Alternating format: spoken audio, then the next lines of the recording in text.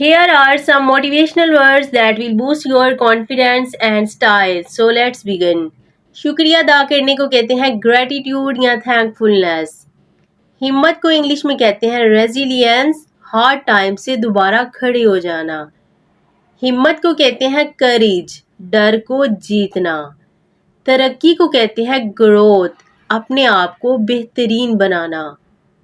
मेहरबानी को कहते हैं काइंडनेस, दूसरों का ख्याल रखना. ताकत को कहते हैं स्ट्रेंथ, अंदर की पावर. आज़ादी को इंग्लिश में कहते हैं फ्रीडम, अपनी मर्जी की जिंदगी. ख्वाब को इंग्लिश में कहते हैं ड्रीम, अपनी सोच को रियलिटी बनाना.